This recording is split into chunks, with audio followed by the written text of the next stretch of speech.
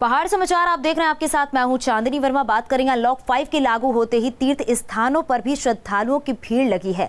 केदारनाथ से भी कुछ ऐसी तस्वीरें सामने आ रही हैं। पिछले कुछ दिनों में केदारनाथ आने वाले श्रद्धालुओं की तादाद में इजाफा हुआ है। इस वजह से वहां प्रशासन की तरफ से की गई व्यवस्थाएं भी चरमराने लगी हैं। फिलहाल केदारनाथ में 2000 लोगों के लिए रुकने की व्यवस्था है, लेकिन अब बढ़ती तादाद को देखते हुए गढ़वाल विकास निगम को टेंट कॉलोनी बनाने के निर्देश दिए गए हैं। इसके अलावा दोपहर 2 बजे के बाद यात्रियों के केदारनाथ जाने पर रोक लगा दी गई है।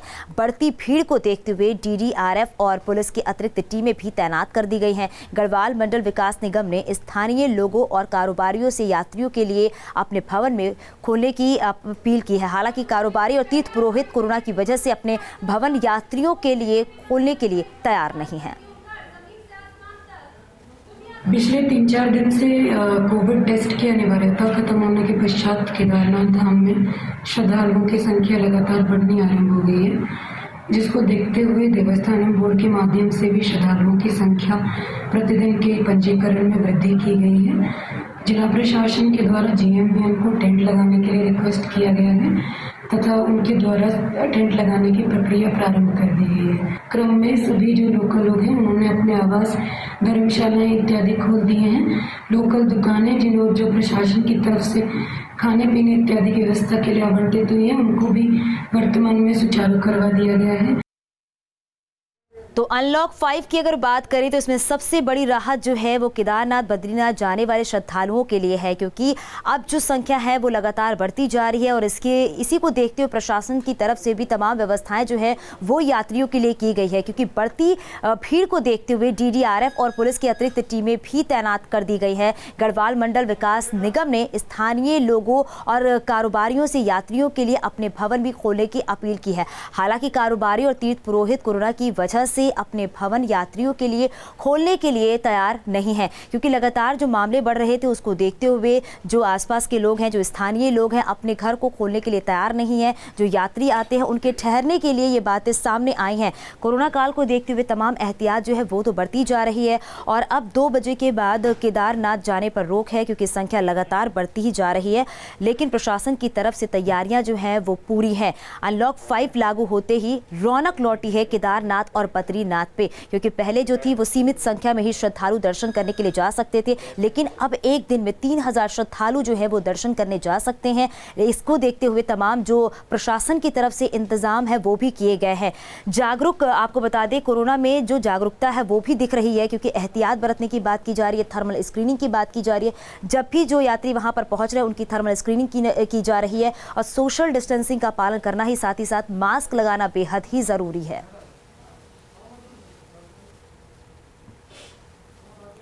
बाबा केदार के धाम में रौनक दिखने लगी है। अनलॉक 5 के तहत नियमों में छूट के बाद बाबा केदार के धाम में श्रद्धालुओं की भीड़ दिखाई देने लगी है।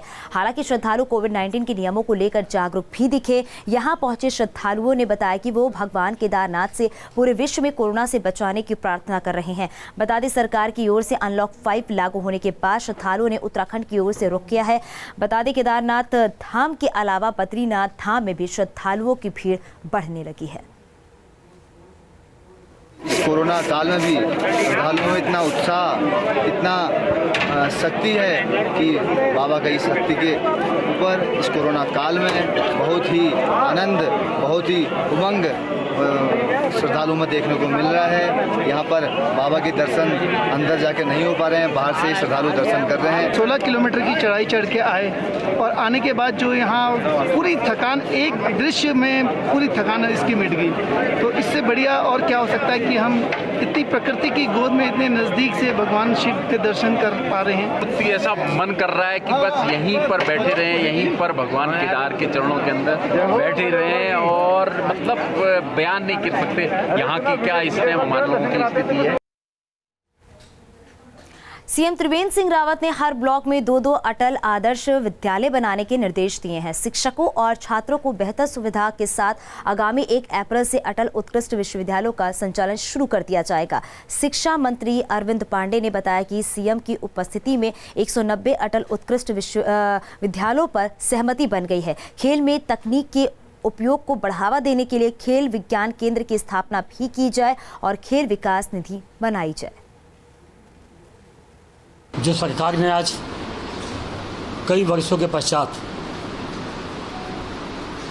पूरा होता हुआ दिखाई पड़ रहा है, जिसमें शिक्षा विभाग में जो सरकार ने तय किया है कि अटल उत्कृष्ट विद्यालय पूरे उत्तराखंड के 90 ब्लॉक हैं, प्रत्येक ब्लॉक में 2-2 अटल उत्कृष्ट विद्यालय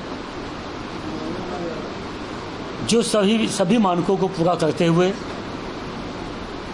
किया जाएगा। उत्तराखंड को बने करीब 20 साल हो चुके हैं। ऐसे में खिलाड़ियों को लंबे समय से खेल नीति का इंतजार है और अब प्रदेश के खेल मंत्री अरविंद पांडे ने भरोसा दिया है कि खेल नीति का ड्राफ्ट पूरी तरह से तैयार हो चुका है और जल्द ही अगली कैबिनेट बैठक में इसे पेश किया जाएगा। उन्होंने खिलाड़ियों से भी सुझाव मिलेगा। खेल मंत्री अरविंद पांडे का मानना है कि खेल नीति के आने से खिलाड़ियों के विकास और प्रोत्साहन की कई योजनाओं को बल मिलेगा। कि आज से लेके 10 अक्टूबर तक अगर जो किसी व्यक्ति को भी कोई अपना सुझाव देना है नई खेल नीति पे, तो उसमें कोई भी व्यक्ति अपना सुझाव पोर्टल पे दे सकता है। इसके लिए नंबर भी अभी जारी हो जाएंगे और ये 10 अक्टूबर तक ये पुनः, हालांकि हमने जब खेल नीति बनाने से पहले जब ड्राफ्ट इसका बनाया था तो हमने सभी संघों के माध्यम से, खिलाड़ियों के माध्यम से, कोचों के माध्यम से हमने बड़े स्तर पर सुझाव लिए थे। लेकिन आज पुनः मुख्यमंत्री जी का निर्देश है कि 5 दिन का समय और दिया जाए। जो हमारे खिलाड़ी हैं, पत्रकार भी हैं, उनको भी विशेष सुविधा देने का प्राविधान किया गया है। और हमारे संवाददाता सुरेंद्र असीला हमारे साथ फोन लाइन पर जुड़ गए हैं। सुरेंद्र, अगर बात करें तो खेल नीति का इंतजार तो खिलाड़ियों को बहुत समय से था, लेकिन अब ये कह सकते हैं कि खिलाड़ियों का इंतजार अब खत्म होगा? बिल्कुल, देखिए, खिलाड़ियों का इंतजार खत्म होगा। खेल नीति का ड्राफ्ट लगभग तैयार हो चुका है। संभवतः 14 तारीख को कैबिनेट की बैठक होगी जिसमें खेल नीति को लाया जाएगा। इसीलिए 10 तारीख तक लोगों से और सुझाव मांगे जा रहे हैं। अगर किसी का कोई सुझाव आता है तो उस सुझाव को देखा जाएगा। अगर वो महत्वपूर्ण हुआ तो उसे ड्राफ्ट में शामिल किया जाएगा और एक बार ड्राफ्ट जब कंप्लीट हो जाएगा तो 14 तारीख की कैबिनेट बैठक में इस पर मोहर लगेगी। अगर इस पर कैबिनेट की मोहर लगती है तो उसके बाद जो आगामी विधानसभा का सत्र होगा उस सत्र में इसे लाया जाएगा विधेयक के रूप में। सत्र से विधेयक के रूप में पास होने के बाद जब एक बार इस पर राज्यपाल की मोहर लग जाएगी तो खेल नीति लगभग पूरी तरीके से तैयार हो जाएगी। हाँ, ये जरूर है कि एक लंबा समय लोगों को इंतजार करना पड़ा है खेल नीति को लेकर और खेल नीति आने से खिलाड़ियों के लिए फायदा भी होगा। सबसे बड़ी बात है कि अब तक ये तय नहीं था कि किस खेल के लिए किस तरह के प्रावधान हैं, बजट की व्यवस्था क्या है, खिलाड़ियों के विकास के लिए क्या व्यवस्था है और इसके अलावा प्लेन्स और मैदान में जो खेल होते हैं उनके लिए किस तरह की नीति होगी। एक बार खेल नीति सामने आ जाएगी तो उससे पहले से तय होगा कि किस खेल के अंतर्गत आप किस तरह की व्यवस्था रखते हैं और खिलाड़ियों के लिए क्या बजट होगा, कोई पेंशन की व्यवस्था होगी तो वो कैसे होगी, खिलाड़ियों को अगर वेतन दिया जाना है तो वो किस तरह से दिया जाएगा, ये सारी चीजें इसमें तय होंगी। बिल्कुल सुरेंद्र, यहाँ पर यह भी बातें हैं कि खेल नीति की अगर बात की जाए तो इसमें खिलाड़ियों से भी सुझाव लिया जा रहा है। देखिए, सभी पक्षों से सुझाव लिया जा रहा है, कोचेस से सुझाव लिया जा रहा है, खिलाड़ियों से सुझाव लिए गए हैं। पहले भी सभी लोगों से आमंत्रित किए गए थे, उनसे कहा था कि अगर उनके कोई सुझाव है तो वो दे सकते हैं और अब फिर कहा गया है कि 10 अक्टूबर तक जिनको भी अपने सुझाव देने हैं वो टेलीफोनिक या फिर वर्चुअल तौर पे या ईमेल के जरिए भी अपने सुझाव दे सकता है। जी सुरेंद्र, आप हमारे साथ बने रहिएगा। और इसी बीच बड़ी खबर मिल रही है, मिशन 2022 की तैयारी में जुटी बीजेपी। संगठन के नेताओं को जिला प्रवास की जिम्मेदारी, बीजेपी के मंत्री जिलों में करेंगे प्रवास। बड़ी खबर है इस वक्त की। मिशन 2022 की तैयारी में बीजेपी जुट चुकी है। संगठन के नेताओं को जिला प्रवास की जिम्मेदारी, बीजेपी के मंत्री जिलों में प्रवेश करेंगे। तो बड़ी खबर है इस वक्त की, बीजेपी के मंत्री जिलों में करेंगे प्रवास। 2022 को देखते हुए तैयारियां जो हैं वो शुरू हो चुकी हैं। संगठन के नेताओं को जिला प्रवास की जिम्मेदारी दी गई है। संवाददाता सुरेंद्र असीला हमारे साथ फोन लाइन पर है। सुरेंद्र, मिशन 2022 की तैयारी में बीजेपी अभी से जुट गई है? बिल्कुल, देखिए 2 दिन पहले बीजेपी की बैठक हुई थी और तभी ये आदेश जारी हो गए थे कि जो बीजेपी के संगठन के कार्यकर्ता हैं या फिर मंत्री हैं, इनको जिला प्रवास करना होगा। जिस जिले में जो प्रभारी मंत्री हैं उनको जिलों में प्रवास करना होगा, जिसके अंतर्गत आपको जिले में कार्यकर्ताओं से मुलाकात करनी होगी, जनता से मुलाकात करनी होगी और रात्रि विश्राम भी आपको उसी जिले में करना होगा। और ये कोर कमेटी की बैठक और मंत्रियों की जो बैठक शिव प्रकाश जो राष्ट्रीय सह संगठन महामंत्री हैं उन्होंने ली थी और उसी बैठक में ये चर्चा की गई थी। यानी इस तरीके से देखा जा सकता है कि 2022 चुनाव के लिए बीजेपी पूरी तरीके से तैयार हो चुकी है और संगठन उसमें बहुत महत्वपूर्ण रोल अदा करता है। इसीलिए ये कहा गया है कि जो संगठन के पदाधिकारी हैं और जो सरकार के मंत्री हैं, इनको प्रवास की ओर ज्यादा ध्यान देना होगा। यानी आप जनता के बीच में जब ज्यादा होंगे तो जनहित के कार्य ज्यादा होंगे, सरकार की योजनाएं अंतिम व्यक्ति तक पहुंचे, यही उद्देश्य है और इसीलिए ये फैसला भी लिया गया है। जी, शुक्रिया इस पूरी जानकारी के लिए। तो यहाँ पर बड़ी जिम्मेदारी दी गई है संगठन के नेताओं को और जिले में जाके जो स्थानीय लोग हैं उनसे भी बातचीत की जाएगी। उत्तराखंड सरकार ने कड़ा एक्शन लेते हुए उन 81 डॉक्टरों की छुट्टी कर दी है जो लंबे समय से गायब थे। ऐसे डॉक्टर कोरोना महामारी के बीच भी अपनी ड्यूटी से नदारद रहे। कहा जा रहा है कि साल 2003 से ही ये डॉक्टर्स ड्यूटी पर नहीं आ रहे थे, अब इनकी सेवा समाप्त कर दी है। पूरे मामले पर डीजी हेल्थ अमिता उप्रेती ने कहा है कि उन्होंने डॉक्टरों की फाइल को लोक सेवा आयोग भेज दिया है। फिलहाल डॉक्टरों पर कार्रवाई से स्वास्थ्य विभाग पे हड़कंप मचा हुआ है। स्वास्थ्य विभाग के डॉक्टर थे जो बहुत लंबे समय से 2003 के बाद अनुपस्थित थे, तो ये समय समय पर हर वर्षों में जो भी अनुपस्थित रहे उसको विभाग के द्वारा जो सामान्य प्रक्रिया होती है, उनको लेटर्स भेजने की, पत्रावली भेजने की, वो सब प्रक्रिया पूर्ण करते हुए विज्ञापन निकाला गया। विज्ञापन के बाद उसके बाद शासन को अवगत कराया गया कि इतने चिकित्सक नहीं हैं। उसी के क्रम में ये 81 चिकित्सक जो थे वो टर्मिनेट किए गए, बाहर निकाले गए। उत्तराखंड में एक बार फिर स्वास्थ्य महकमा हड़ताल की ओर जाने का मन बना रहा है, जिसे लेकर डॉक्टर, फार्मासिस्ट और नर्सेज संगठन ने बैठक की है। दरअसल सरकार ने कोरोना काल में सभी डॉक्टर, नर्सेज, फार्मासिस्टों को 1 दिन का वेतन जीओ जारी किया है और जिससे तीनों संवर्गों ने सरकार से अपील की सरकार उनका वेतन ना काटे। वहीं प्रांतीय चिकित्सा संघ के महासचिव मनोज ब्रह्मा ने सरकार से वेतन में कटौती नहीं करने की मांग की है। उधर नर्सेज एसोसिएशन की अध्यक्ष मीनाक्षी जम्मोला ने भी वेतन कटौती का विरोध किया है। वहीं वेतन कटौती पर डीजी हेल्थ ने कहा है कि शासन स्तर से फाइल पर काम चल रहा है और जल्द ही वेतन में हो रही कटौती को वापस लिया जाएगा।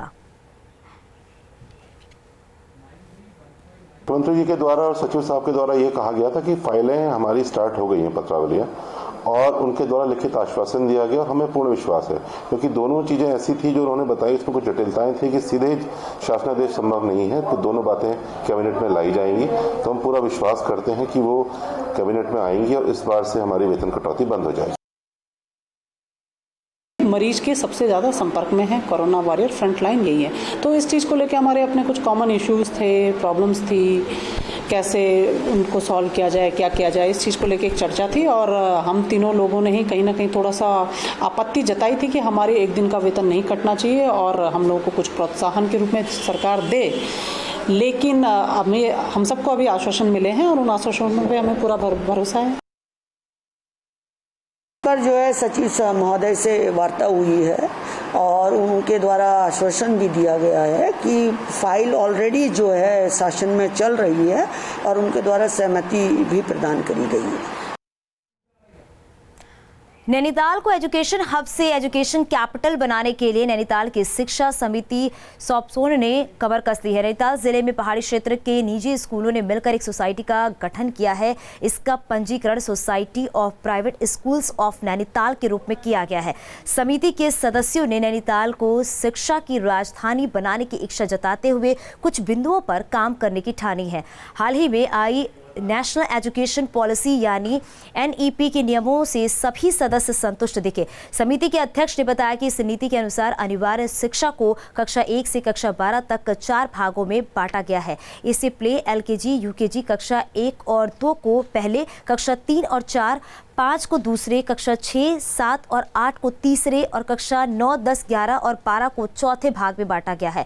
नई शिक्षा नीति में सभी स्कूलों में भाषा के विकास पर जोर देना अनिवार्य किया गया है। अभी नई शिक्षा नीति में जो फिजिकल फिटनेस का जो है एक अलग ही डोमेन है, जिसमें सारे ही स्कूल, चाहे वो किसी भी बोर्ड के हों, चाहे वो ICSE हों, चाहे CBSE हों, उन्होंने बहुत शानदार प्रोग्राम जो है दिए हैं, मॉड्यूल तैयार कराए हैं। और नैनीताल के स्कूलों में फिजिकल इंफ्रास्ट्रक्चर और जितना अच्छा हम बच्चों को यहाँ फिजिकली फिट रख पाते हैं, जो प्लेन के जो स्कूल हैं वो नहीं रख पाएंगे। नैनीताल की DM सवीन बंसल ने माल रोड और पुस्तकालय का निरीक्षण किया और इसके साथ ही लाइटिंग और सौंदर्यीकरण के प्रोजेक्ट के बारे में तमाम अधिकारियों से जानकारी ली। 82 लाख के प्रोजेक्ट के तहत 2018 में झील में समाई करीब 25 मीटर माल रोड के हिस्से का स्थायी उपचार किया जा रहा है, जिसमें झील के अंदर 21 मीटर की गहराई तक लोहे के पोल को गाड़कर उनके बीच जियो बैग से बेस बनाया जाएगा। इस 25 मीटर हिस्से में झील की ओर 3 लेयर तक ट्रीटमेंट किए गए जाने की प्लानिंग है। टूरिस्ट के पेडेस्ट्रियंस के लिए पर्टिकुलरली चलने के लिए कंसिडरेबल पोर्शन में एस्थेटिक पार्क्स और हमारा लाइब्रेरी जो हमारे यहाँ के प्रबुद्ध जन के लिए और यंगस्टर्स के लिए एक नर्व सेंटर है टाउन का, जो बहुत समय से अवेटेड था, तो उसका कंप्लीशन इस महीने हमें कमिटमेंट मिली है कि हैंडओवर हो जाएगा। और यहाँ रुकेंगे, छोटे से ब्रेक के लिए चलते लौटते हैं। ब्रेक के बाद बात करेंगे। उत्तराखंड लोक परंपराओं का प्रदेश है। हर इलाके की अपनी पहचान, अपनी कला और अपनी संस्कृति है। ऐसा ही एक परंपरा है लाई मेले की। रुद्रप्रयाग के कालीमठ घाटी में इस मेले का आयोजन किया जाता है। ये मेला खास तौर पर पहाड़ से बुग्याल लौटे भेड़ पालकों के मिलने के मौके पर होता है। इसमें भेड़ों से ऊन भी निकाला जाता है, लेकिन मेले में पशुपालन विभाग भेड़ों की प्रदर्शनी भी आयोजित करता है। इसमें 36 भेड़ पालकों की 1400 भेड़ों ने हिस्सा लिया। पशुपालन विभाग ने इस दौरान भेड़ पालकों को सम्मानित भी किया। भेड़ पालकों का त्यौहार है लाई त्यौहार। ये चौमासी गांव के बुग्याल में हो रहा है और इस बुग्याल की खूबसूरती ये है कि ये बुग्याल सबसे नज़दीक, सड़क से सबसे नज़दीक है। और परंपरा ये है कि भेड़ पालक अपने जो ऊपर बुग्यालों में जा रखे रहते हैं वो वहाँ से वापस आते हैं और अपने भेड़ों का ये मतलब शेयरिंग, इसको अंग्रेजी में शेयरिंग कहेंगे और ऊन काटना इसको कहेंगे। और इसी बीच चमोली से बड़ी खबर मिल रही है। माड़ा गांव के लोगों का बड़ा फैसला सामने आया है। माड़ा गांव में जारी रहेगा लॉकडाउन। बाहरी व्यक्तियों को गांव में नहीं मिलेगा प्रवेश। बड़ी खबर इस वक्त की। माड़ा गांव के लोगों का बड़ा फैसला सामने आया है। माड़ा गांव में जारी रहेगा लॉकडाउन। बाहरी व्यक्तियों को गांव में नहीं मिलेगा प्रवेश। कोरोना को देखते हुए माड़ा गांव के लोगों ने बड़ा फैसला लिया है। माड़ा गांव में जारी रहेगा लॉकडाउन, क्योंकि लगातार जो खतरा है वो तो बढ़ ही रहा है, लेकिन रिकवरी रेट की अगर बात करें तो लोग ठीक भी हो रहे हैं। लेकिन जो माड़ा गांव के लोगों ने फैसला लिया है उससे तो ये लग रहा है कि वहां पर खतरा जो है वो ज्यादा है, जिसको देखते हुए बाहरी व्यक्तियों को गांव में प्रवेश नहीं मिलेगा। बड़ी खबर है इस वक्त की।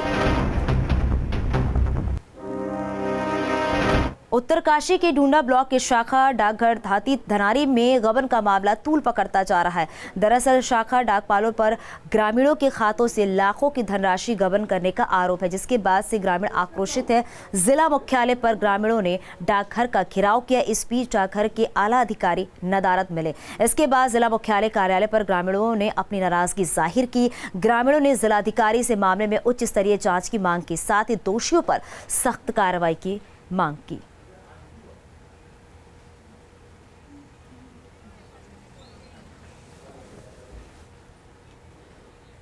खबर उत्तरकाशी से, जहां सुदूरवर्ती क्षेत्रों को विकास की मुख्य धारा से जोड़ने और बुनियादी सुविधाओं को प्राथमिकता देने के मकसद से जिलाधिकारी ने अगोड़ा गांव तक का दौरा किया है। इससे पहले डीएम ने अगोड़ा सड़क मार्ग निर्माण का स्थलीय निरीक्षण किया और सड़क निर्माण में तेजी लाने के कड़े निर्देश दिए। उन्होंने अधिशासी अभियंता को सड़क निर्माण में गुणवत्ता पर विशेष ध्यान देने को भी कहा। गांव पहुंचने पर ग्राम सभा के प्रतिनिधियों ने डीएम के सामने तमाम समस्याएं रखी, जिसके बाद जिलाधिकारी ने जल्द ही तमाम समस्याओं के समाधान का भरोसा दिलाया।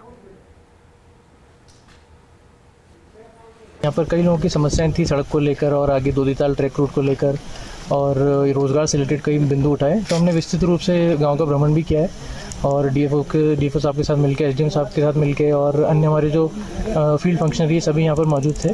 तो कई समस्याओं का समाधान भी हुआ है और कई योजनाएं जो यहाँ पर कई समय से लंबित थी उसको भी हमने गति प्रदान करने के लिए निर्देश दिए हैं।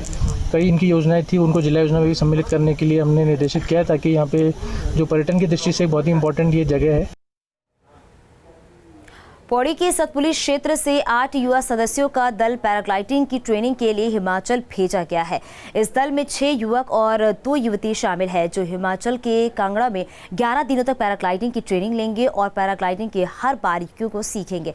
बता दें युवक युवतियों ने सतपुली क्षेत्र में चल रहे पैराग्लाइडिंग के ट्रायल को देखते हुए साहसिक खेलों में दिलचस्पी लेते हुए ट्रेनिंग के लिए हामी भरी थी, जिसके बाद एक दल को हिमाचल भेजने का फैसला लिया गया। और यहाँ रुकेंगे कुछ ही पलों के लिए, लेकिन खबरें जारी है। बने रहिए न्यूज़ स्टेट के साथ।